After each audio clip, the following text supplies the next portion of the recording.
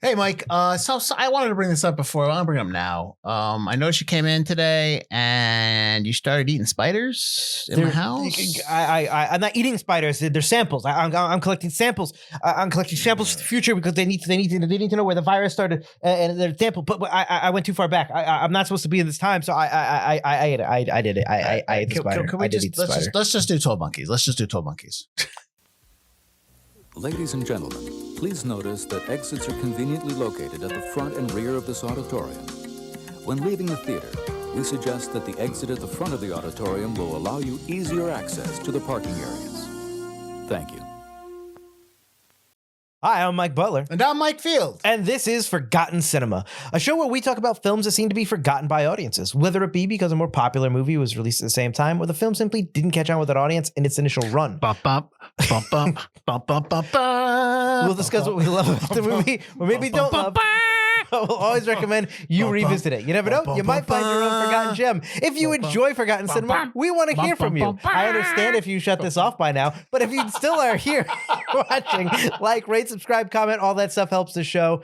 We have a backlog of over 300 episodes for your listening pleasure, and we are everywhere on all platforms for you to engage with us. I just wanted to give you a little background music. What's going on? You missed the accordion there. You needed some accordion. As I said, this is like a chicken. What am I doing? As I said, I got sent back to the wrong time. I was supposed to go to 1996, but I got sent to 1990, and I got arrested because I started beating up cops for I don't know why. Probably a Kyle Reese situation, I assume. That's a Terminator reference. So I beat up the cops. I get sent to the institution. They thought I'm crazy because I told them, it's crazy. The thing that's crazy is I was supposed to go to 1996, but I'm in 1990, and that's crazy. That's the crazy thing. But they think I'm crazy because I think I'm time traveling, but I really am time traveling, and it's starting to mess with my mind. So I'm eating spiders, I'm eating a crazy, different eyeball-sized Brad Pitt, and trying to find the 12 monkeys to stop a virus. Not stop a virus. The virus already happened. You can't change the future. You can't change the past. I am just trying to find out about the virus so we can end the virus in the future, which is 2035, even though they don't say when the future is. And the whole movie is just this. If you like the way I'm talking right now, it's worse and crazier, and that's 12 monkeys. Oh, yes, that's right. We're doing 12 monkeys. So let's get into it. Let's get into the facts. Audience choice. That's right. I forgot. This is an audience choice. That's absolutely correct. This won 44% of the vote, which we put on our YouTube story, like a YouTube post. Yep. Instagram, Patreon, which gets the Patreon members get 2 votes. For one, like, so if I vote, I get 2 counts as 2. Double vote. And TikTok. So through all that, we got 44% of the vote. We thought Children of Men was going to beat it, but it ended up being 12 Monkeys. Yeah. So I think the YouTube vote put it over the top. So that's great. All right. So 12 Monkeys has a runtime of 129 minutes. It's rated R. Production budget of $29 million. It has a limited release date that is the December 29th, 1995, but it was like maybe 2 theaters, and that was to qualify for the Academy Awards. So I'm going to go by the wide release date, which was January 5th, 1996. So its opening weekend, it did 13.8 million, or that wide weekend, it did 13.8 million. Its domestic total was 57. Its international total was 112 million for a worldwide total of $169 million. Power Bruce Willis. Of course.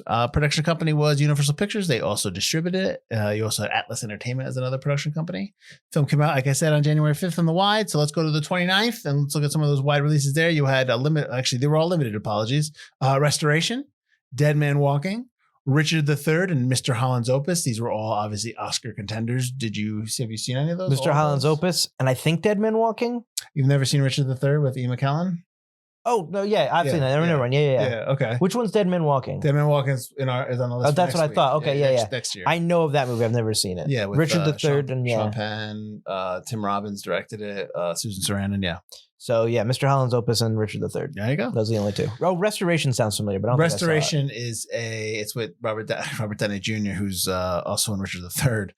It's like I guess France, like back in the 1700s or 1800s. It's about the king, which is Sam Neill, asks Robert Downey Jr., who is a physician. He wants him to marry his mistress, I guess, or his wife. He wants to make this woman his wife. So he wants his mistress to be Robert Downey Jr.'s wife, right? But the king is sleeping with the woman, so it's a phony marriage. Just a marriage, it's like power kind of a thing. It's kind of like a comedy dramedy kind of thing. Yeah. Okay. Yeah. Anyways, so the week that this film came out in a wide release, it went up against another wide release of Nixon, which is obviously the Anthony Hopkins film, Oliver Stone. Mhm. And then you had the week after, the 12th, these are all wide releases on the 12th of January. Two If by Sea, which was initially called Easy Hearts or Random Heart. No, it's a different title. That's with Dennis Leary and Sandra Bullock. This was like post Speed, post While You Were Sleeping, but I think she made it before. I vaguely recall that movie existed. They're like, maybe I've even seen it like way back in the day on like HBO or something. Probably. Lawnmower Man 2, Beyond Cyberspace. I've never seen that one. Eye for an Eye, which is the Sally Field, Kiefer Sutherland. He kills her daughter, and then she keeps tracking him. She wants to kill him because he gets out. It's like it's pretty nasty. He plays like a really bad guy. son of a bitch. Yeah. Interesting. You had Biodome, of course, Yeah. and Dunstan Checks In, and Don't Be a Menace to South Central while drinking your juice in the hood. Yeah. Those last three I definitely saw. So that was the 12th of January. Okay. This film is directed by Terry Gilliam, who has done Brazil. A movie we did way back in the day. Yep, which was nominated for an Oscar. He was nominated for an Oscar for director.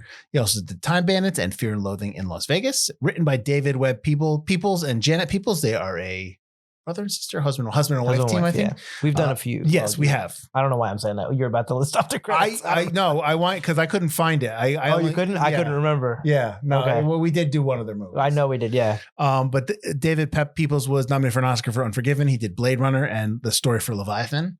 And then Janet Peoples has done The Day After Trinity. I think I spelled that wrong, but that's fine. That's fine. Cinematographer was Roger Pratt, who was nominated for an Oscar for The End of the Affair. He also did The Fisher King and Chocolat. Composer was Paul Buckmaster, who's done a couple episodes of Erie, Indiana, and the TV show Peter Pan and the Pirates. Erie, Indiana is also a TV show. Edited by Mick Audsley, who's done Allied and Dangerous Liaisons. Not a huge cast, not really big. No. Bruce Willis is obviously our lead. He plays James Cole. I'm sure you know who Bruce Willis is. Die Hard, Pulp Fiction, Sixth Sense. Madeline Stowe as Catherine Raleigh, Last of the Mohegans, The General's Daughter, and The Two Jakes. A movie we did. There you go. Also, What else? Bruce Willis. We just did a movie of his. We did? Sudden Impact. Or what the hell was the name of it? Oh, yeah. We didn't just do that movie. Striking Distance? Striking Distance. Yeah, we didn't just Was that do a while ago now? Yeah. Everything blends together. Brad Pitt as Jeffrey Goins, who won an Oscar for Once Upon a Time in Hollywood. He also was nominated for Moneyball and The Curious Case of Benjamin Button. Christopher Plummer as Dr. Goins. He plays, obviously, Jeffrey's dad. He won an Oscar for Beginners. He's also in The Insider. A movie we did. And Knives Out. A movie we did for our lead-up series. Correct. And then you have John Cena as Jose. He is Cole's friend in the beginning, and then he pops up late a couple times in the movie. Fellow time traveler. Right. You might recognize him from the Pacific TV show or La Brea, Chicago PD as well. Yeah, Frank Gorshin, the old Riddler, as Dr. Fletcher, who does that weird thing with his mouth at one point when he in the room when he comes down. He's like, yeah, whatever he's doing. David Morse as Dr. Peters, who, if you didn't know, he was the bad, creepy dude. I don't know what you're looking at here in this film. He's in the Green Mile and Hurt Locker. And then really quickly, Christopher Maloney as the lieutenant. Like he blink and you miss him, obviously. He's got hair. He does. He does. His name is Halperin, but it's Jim Halperin. So when he said it, I was like, did you say Halper? Like from The Office. I was like, what? Anyways, so that's the facts. This film does have some Oscar nominations. It has for Best Costume Design and Best Supporting Actor. Pitt lost that year. I assume you know who won the Oscar that year. You have to give me the nominees. I don't. Tim Roth, Rob Roy, Kevin Spacey, The Usual Suspects. Oh, Kevin Spacey. Yeah. Okay. Yeah. So, yeah. And then I was going to do the costume design, but I was, like, who won costume design? Bring it on. But anyways, actually, you know what? I think it was restoration. Oh, was it? Yeah. That makes sense with the French period of 1700s. It doesn't make sense that it was nominated for costume design. Restoration or this? This film. Just dirty trash. I don't understand that. I mean, costume design to me is obviously costumes. Set design? Yeah, okay. I don't, but whatever. That's whatever. And this film was inspired by a short film by Chris Marker called La Jetée or La Jetée. Right. It says that at the beginning. Yep. So there's that as well. But so let's get into it, Butler. This is a film that is well regarded by a lot of critics. It's well regarded by a lot of people. They like the movie. It won the vote. I saw this movie obviously back when it came out. And I remember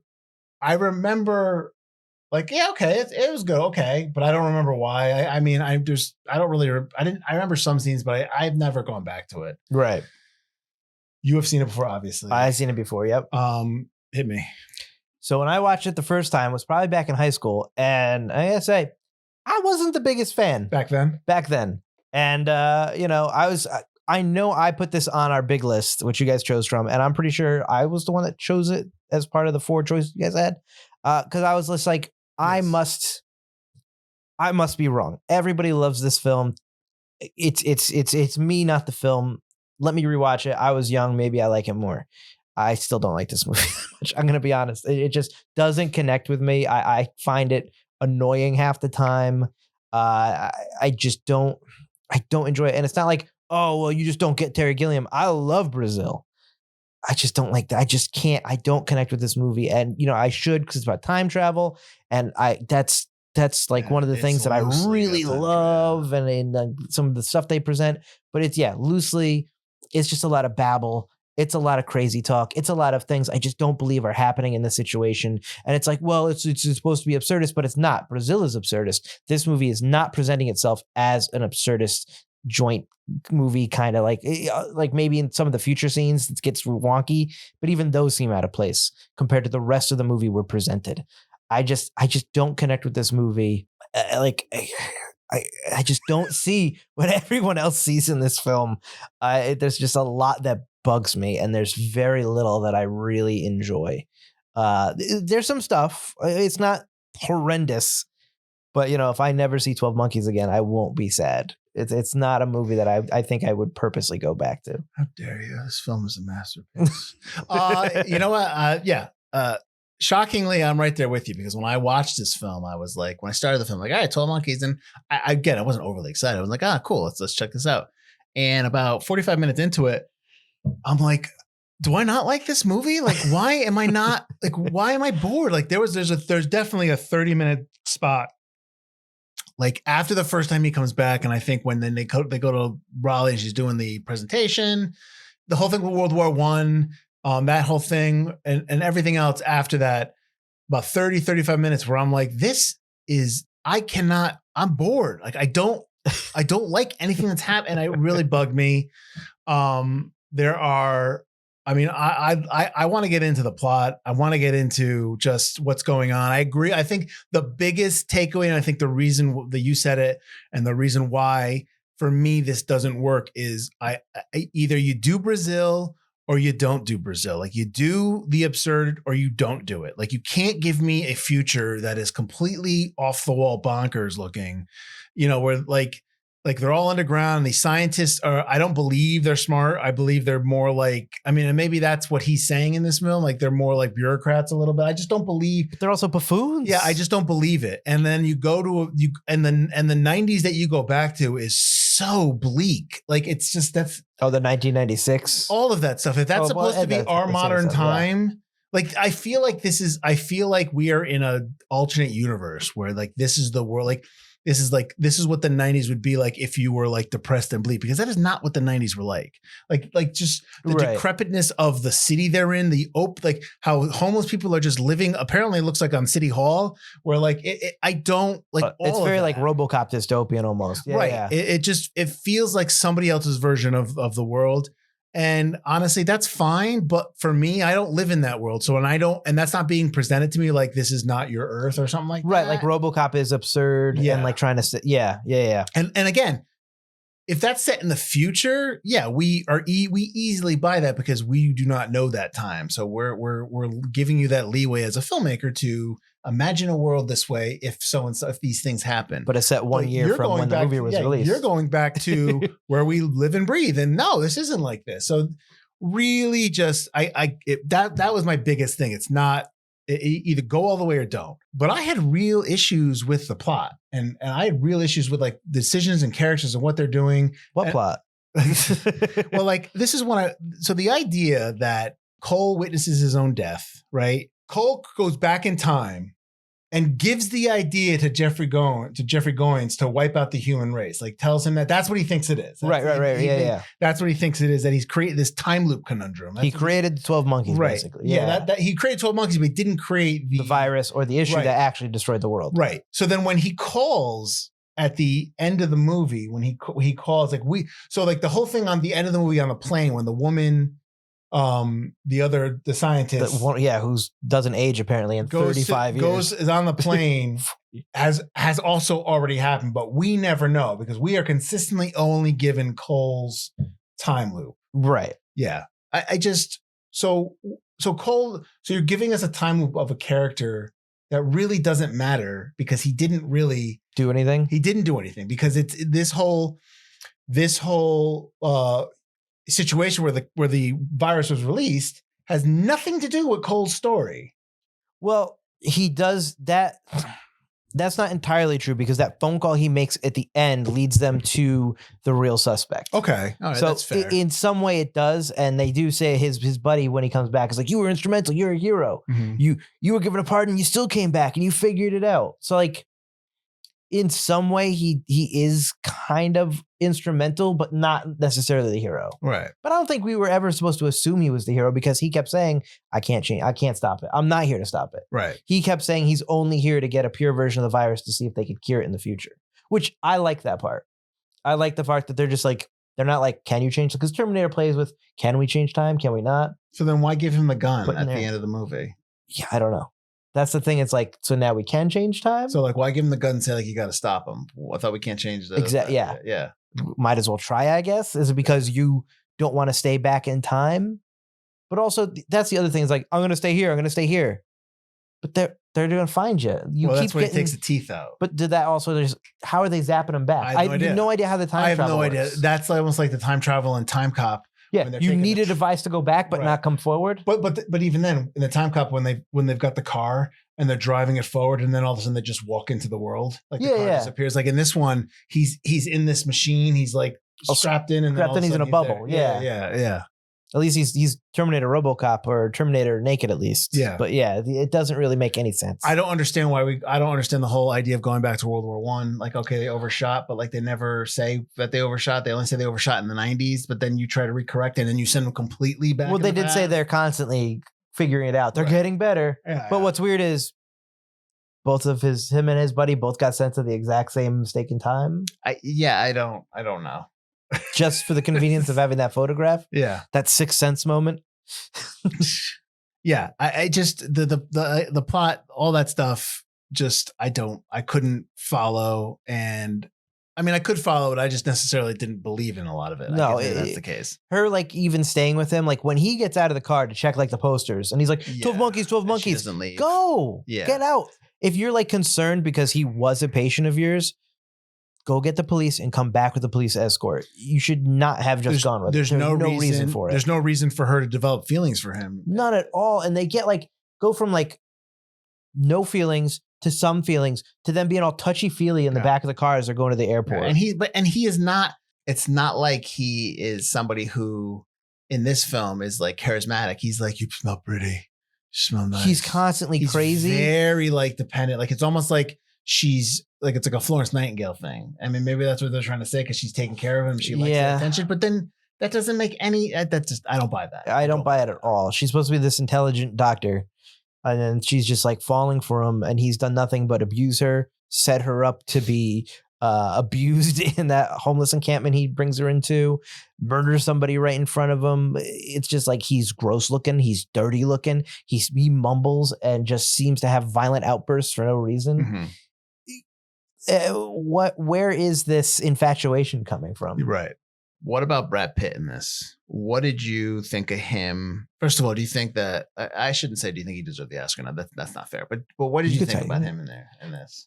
He's fun. He's going crazy. He's fast talking. It works. Do you think that the Oscar nod and the recognition, more importantly, the recognition for his character, for his acting in this film, is because we're just getting to know him? Like we don't know his style. Like Brad Pitt style. When you watch this movie now, after 25, 30 years. Oh, I'm just going, yeah, it's Brad Pitt playing a crazy person. Yeah, right, yeah. Like after 30 years of seeing Brad Pitt on screen, it doesn't feel like that was much of a stretch back then. Do you know what I mean? Yeah, no, not at all. Yeah, but right. I mean, it's still good. And I'm glad he got the recognition because I think Brad Pitt's a great actor. But yeah, it's just kind of, okay. He was nominated. Great. I mean, he didn't win, which, I don't know if he deserved to win. No, there was you don't want to say that, but they're really good. That year, there was I listed them: Kevin Spacey, Tim Roth, James Cromwell for Babe. Yeah. I would not.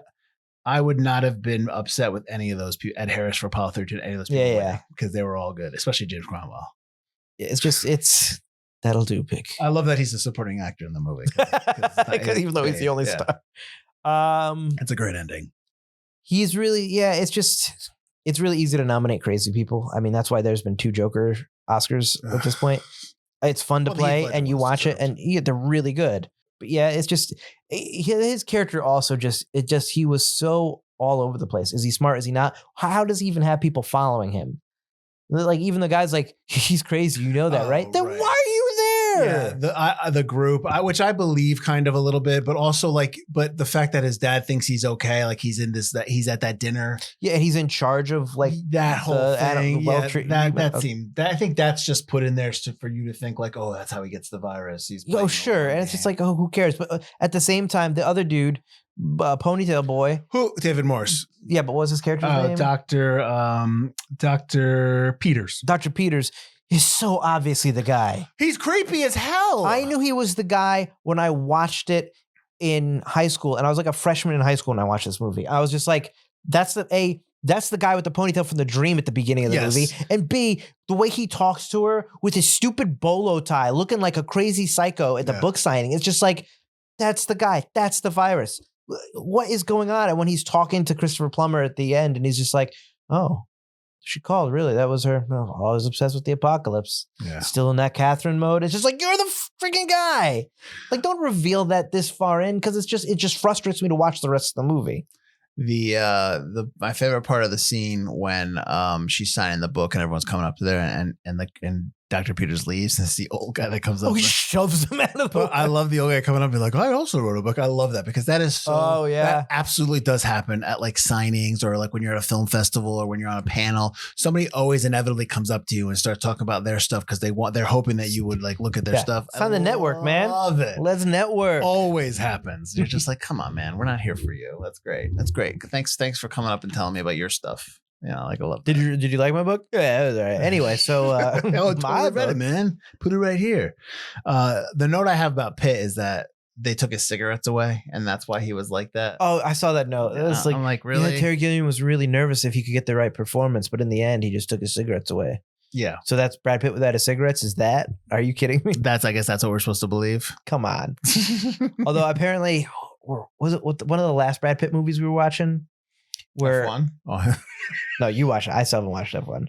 Well, I should tell you, it's just Days of Thunder, but it's. I figured. Yeah. But it was one of his 90s movies, and he was interviewed, and he was talking about it was just an interview with him, I think, during the F1 press junket. And he was like, any movie in the 90s you see, what I'm doing is I am smoking like a pack of cigarettes, drinking 2 liters of Coca-Cola a day, and eating like one sandwich. And that was what he was doing every day. I was like, 2 liters of Coca-Cola a day? Well, didn't he give himself a colonic before Fight Club? Wasn't he doing that before the scenes in Fight Club? Oh, I don't know. I would believe it. It was to make himself more ripped and all that stuff. I was like, oh, okay. That's what there was a movie where, can't remember. There was an actor who played a serial killer who was also an MMA fighter. And was it one actor of the, was an MMA fighter or in the movie? In the movie, he was the serial killer. Fighter? Yeah, I think it was one of the based on a book kind of movies. It's not that Kevin James movie where he's no.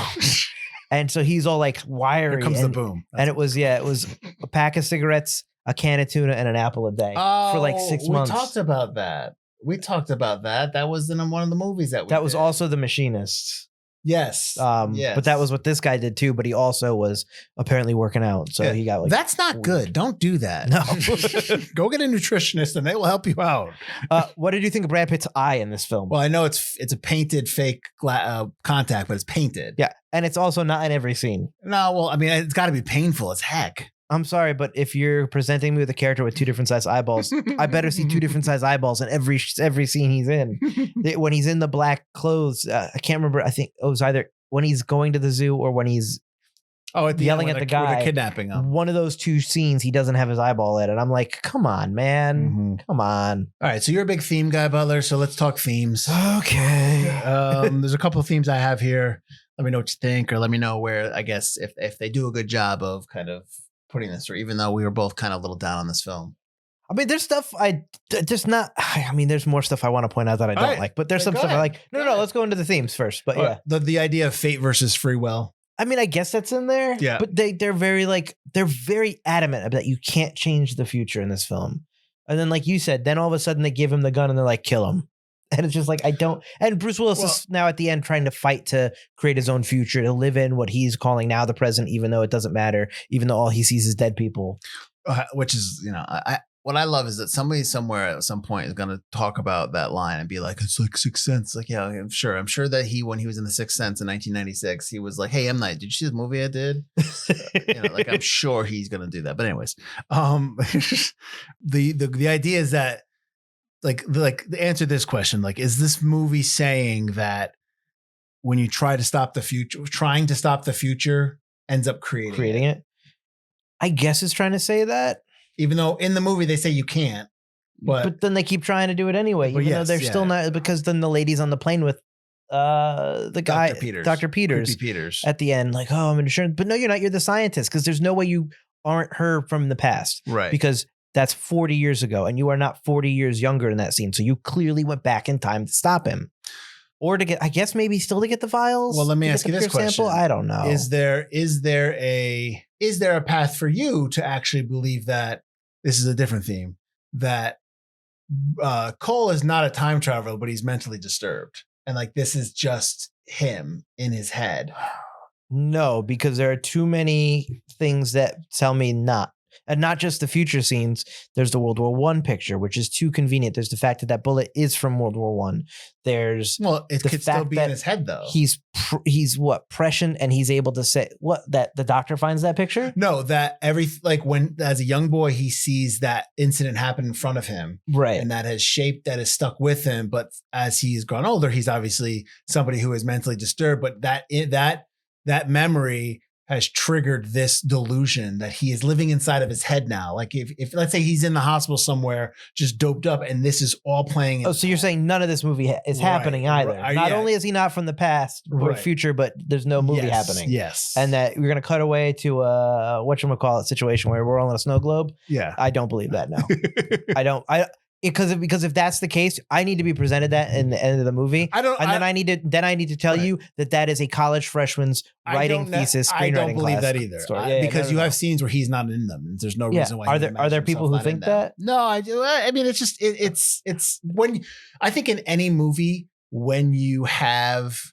When you deal with mental illness and you have your main character who is teetering on that line, because he meets somebody in the institution, this whole mentally divergent. Oh yeah, which I'm actually on planet Ogo. Right. So, but that guy is clearly disturbed. That guy is not part of whatever this experiment is, but he ends up adopting that as his like that's what he knows is wrong with him. Because it's as close. Yeah. So absolutely. I'm saying they teeter that line. They do that. They absolutely do, but they don't present me with it at the end. You're right. I could see them maybe trying to say he does escape, but he is crazy. Right. But again, like you said, there's scenes without him, and there's scenes that really evidence to the contrary of that idea of him not truly being from the past. Right. There's just too many scenes and objects and conveniences that mean that he did not.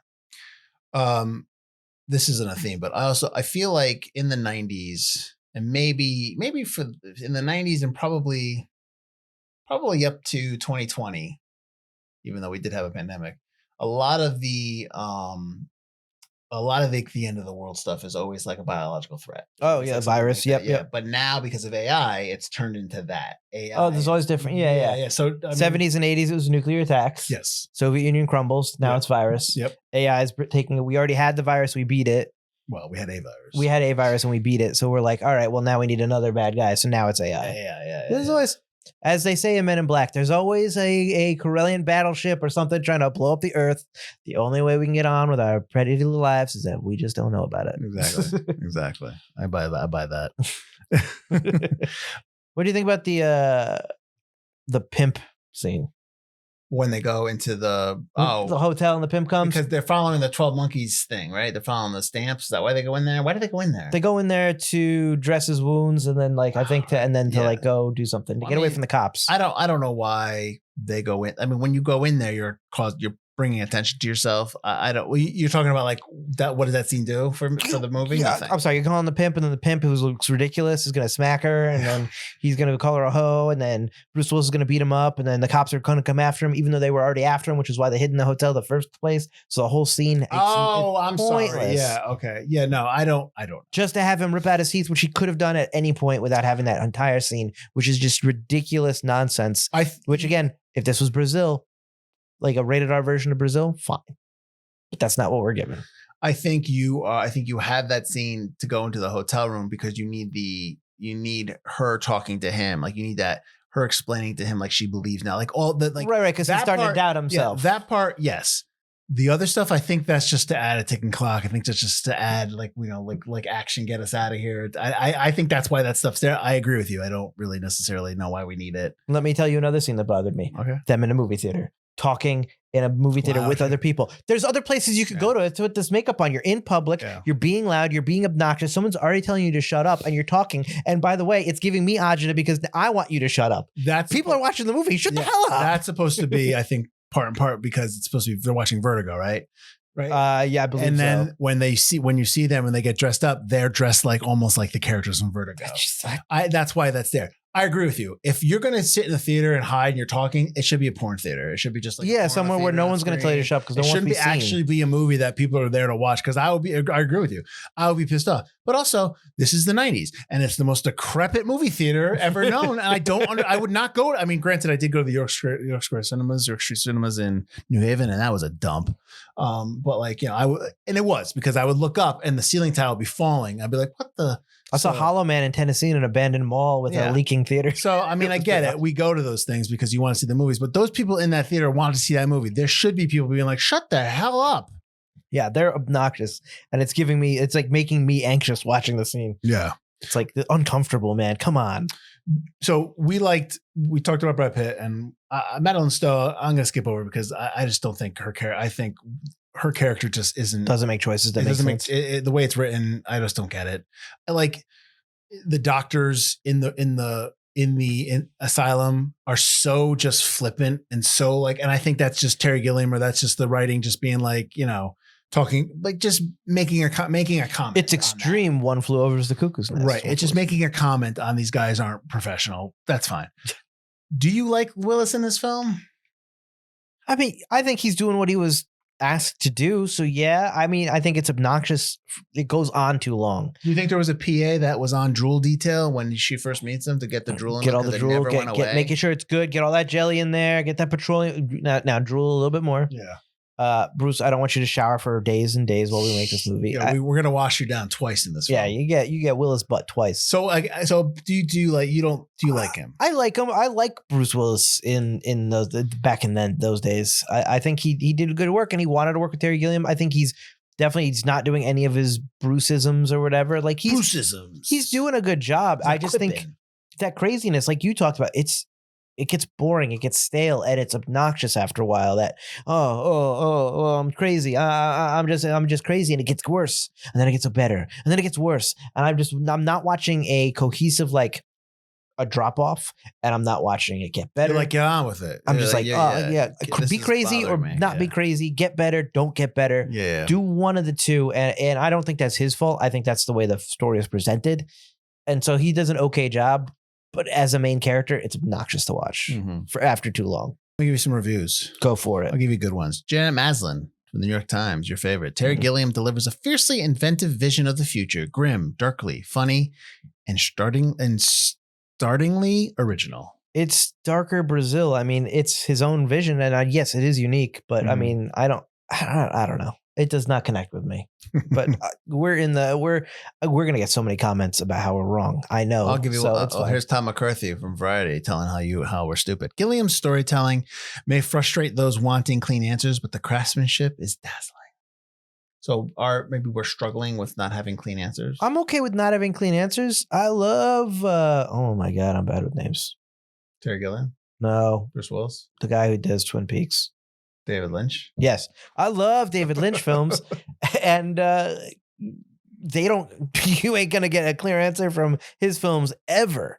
But I think that's the point is this film doesn't, and Brazil is wonky, But Brazil is wonky. That's Brazil's point, is to be absurdist. And this movie, like we talked about, the teeters the line and doesn't know how far it wants to go into that world. And I need some kind of answers to hold on to something. I need to know how some of this works, if it works at all. I don't know. What about the idea that this film just doesn't age well?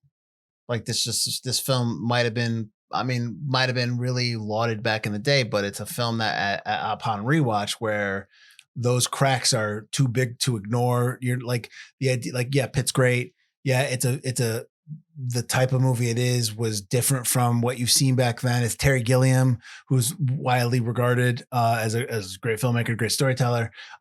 We did Brazil on the show. We did Brazil. So there's our episode where we talk about Brazil and we loved it. Maybe this is one of those films that when you revisit it 30 years later, it's not as, it still might be good for you, but it's not as great as maybe one thought. What do you think about that? I mean, I didn't like it when I watched it. Yeah, true. You did. But again, that wasn't 1995 or 6 or whatever. I don't like. So I don't know. I'm still watching it. Still was watching it in like the mid 2000s. So I don't like the fact that I don't like this movie as much as I thought I did. Like that bothers me. Like I'm like, is something wrong with me? Do I just not like this film because I'm just not into it, or like, am I just wrong because I just have bad taste? Like this is one of those. I'm really glad you don't like the film, because when I was watching again, I was like, I wanted to like this film because I was like, why didn't I like it back then? It was the opposite. I didn't like it and I still don't like it, and I don't want to not like it when everyone else likes it, because apparently, like, I'm like, what's wrong with me? Yeah, but there's definitely stuff in the movie that I like. Like, but we haven't gone into no. Well, I like the ending. I like that whole. I do like the cyclical. He saw his own death. But but the problem for me is they go to the flashback like 8 times in the movie, and about the 4th time I was like, enough already. Yeah, the fact that he doesn't get it until like his 5th one when he's been with the lady each time. Right. It's like, come on. I like Christopher Plummer's barely in it. I do enjoy Brad Pitt. I do. The movie just kind of starts and they're in the institution, and that scene's interesting, but I don't know. There's the stuff like the look of the future is cool. Like he's Terry Gilliam's got his own style. Like the institution is decrepit. The police station is decrepit. Oh yeah, I was talking about the future institution where they're sending people back in time. But that could be decrepit because it's a post-apocalyptic world. But what I find interesting is all the AI slop that's like sci-fi AI slop. Terry Gilliam has made a decent amount of movies. But AI slop always chooses a Terry Gilliam style. Have you noticed that? Like on your Instagram reels or whatever. Well, steampunk. That steampunky, dark, weird, disturbing Terry Gilliam, Brazil, 12 Monkey style. But it's not. I mean, people like it. But if you tell AI to make sci-fi, that's where it goes to first. Is not Star Wars, not Star Trek. Well, it's Terry Gilliam. Maybe that's the first thing that was trained on. Or just that's the one that it goes to first. But yeah, you have to really just tell it. Yeah, you have to really. I know you have to be specific, but if you do generalists and just be like, hey, make this. Yeah. It's going to be like, well, it's going to look like Terry Gilliam. I think a lot of people always view. Which is interesting. I think that's how people, the type of person you are, how you view the future. Are you a pessimist? Are you an optimist? Like I personally think it's more like Star Trek. I personally think it's more optimistic. And I'd like to think that. It at least certainly wouldn't be that dirty.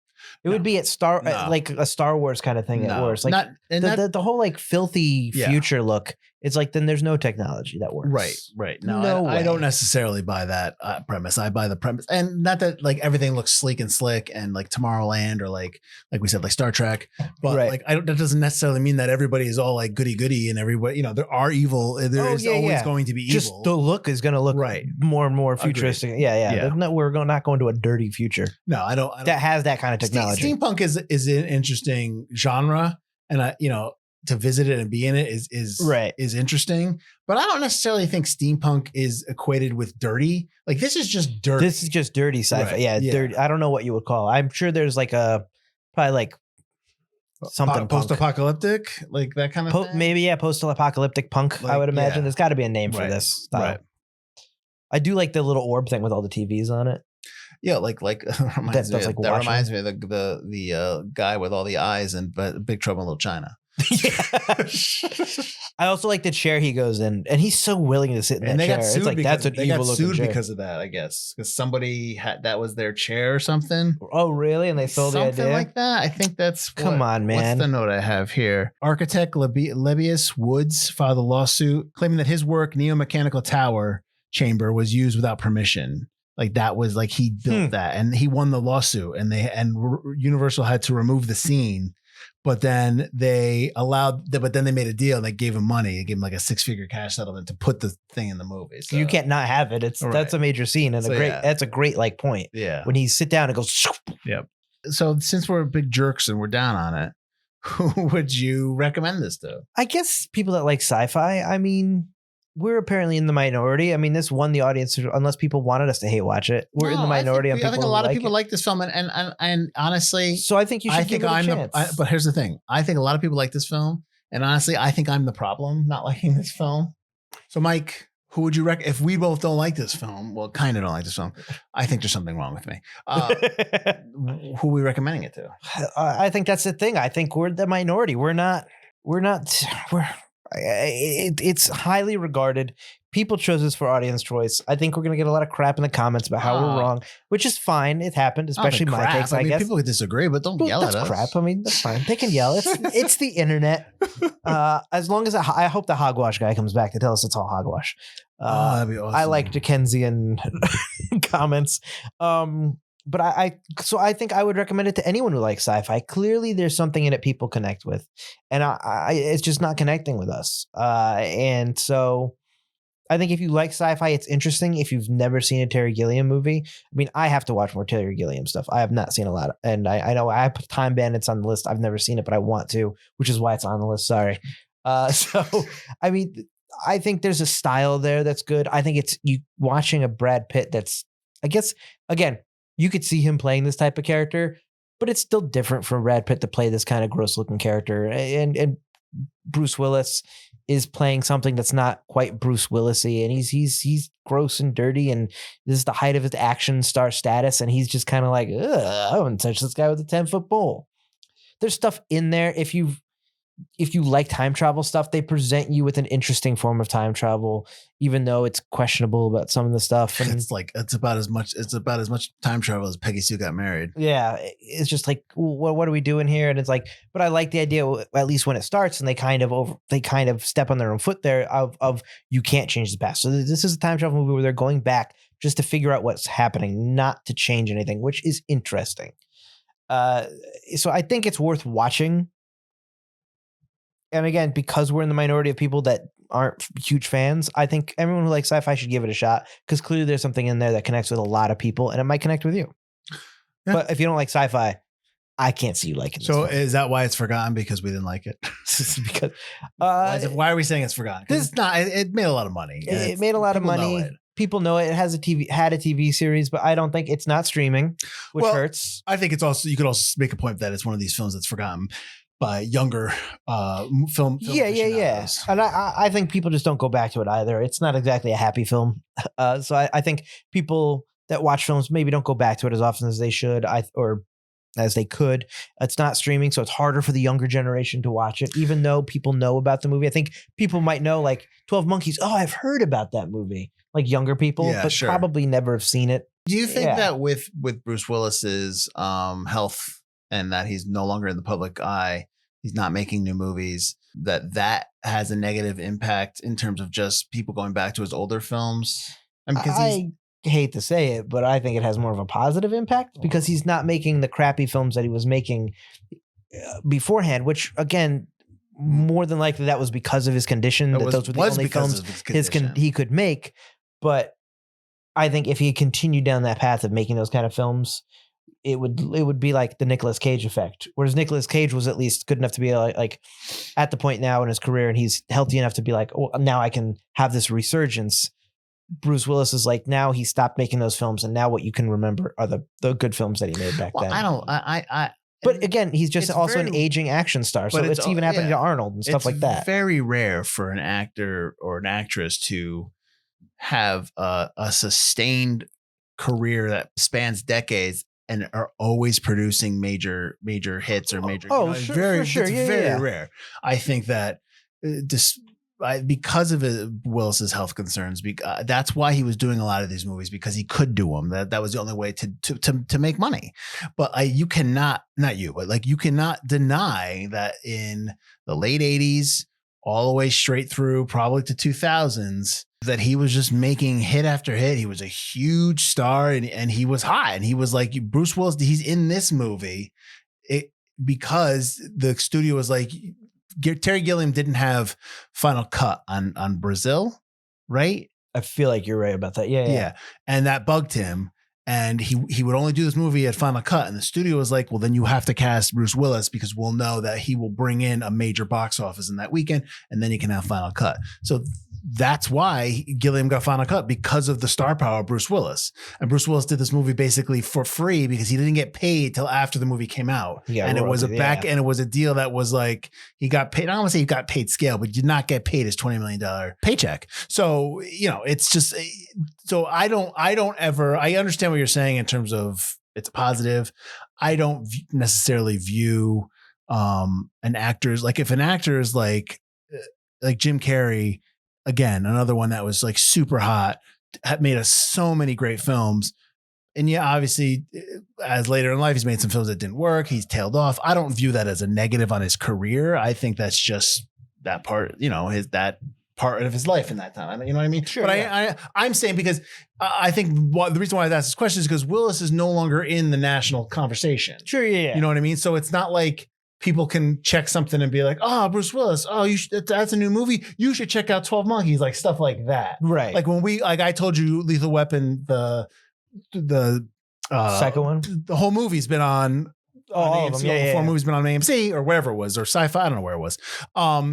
Like when you see those, you're just like, oh, Mel Gibson. Oh, you know what? I remember this Mel Gibson movie, this Mel Gibson movies. Like, so like when that's what I mean. Like, just because he's not in the national he's out of society because of his health. So I'm just wondering if that like affects, like, just that's why I asked that all Bruce Willis. Yeah, maybe. I mean, it's certainly the fact that he has so many hits in the 90s as well. Yeah, is going to affect this film because it's just one of 8 trillion movies starring Bruce Willis. Right. And I think when you watch a Bruce Willis movies, for the most part, you want Bruce Willis. Yeah, absolutely. Doing his Willisisms. Yeah. All right. Again, I have to apologize. I feel like I'm letting down people who love 12 Monkeys. Like, I don't like that. I don't like that. Like Butler said at the beginning, we always said like we can't connect with a film. It's not like we don't like the movie, but we just can't get there like other people can. And that's the nature of the beast. That's the subjective nature of the movie. I definitely recognize that a lot of people love this film. So I think we're wrong. I think something's wrong with us or wrong with me. Right? I guess everybody loves this movie. There's just I'm not connecting it. We apologize. I'll straight up say I don't like this movie. But there's stuff in this movie that I it's not all bad. Like we've been pretty down on it in our discussion. Well, to be fair, it's a bleak film. So if it's yeah, that's true. But like, yeah, it's just sorry. What? You know what? Tell them where they can find us if they want to find us again. You can find us at ForgottenCinemaPodcast.com for all our bad takes over 300 episodes. And we have our Patreon if you want to support our, even after this, you still want to support us. We have a merch page if you want to go there and check out our merch. I'll make a shirt that says I don't like 12 Monkeys, and on the back they'll be like, I'm sorry. Yeah, it's just we check out our lead up series, check back our now showing series, check out our now showing series on Patreon. We have exclusive show called The Lookbacks. Go check all that out if you are okay listening to us. If you hated all our takes and you still listen to this whole episode, we appreciate you. Like, rate, comment. Let us know how wrong we are. Be nice. Yeah, or not. I don't care. It's fine. It hurts me a little bit. We're adults. It's fine. We can take it. That's what I got. Sweet. Join us next week as we are going to Boston, Charlestown. We're going to check out the Ben Affleck film, The Town. So get ready for that. I love taking my date to Duncan on the second. Dunks. Hey. So we're going to be talking about that film next week. As always, thank you for watching. Thank you for listening. I'm Mike Field. I'm Mike Butler. And this has been Forgotten Cinema. And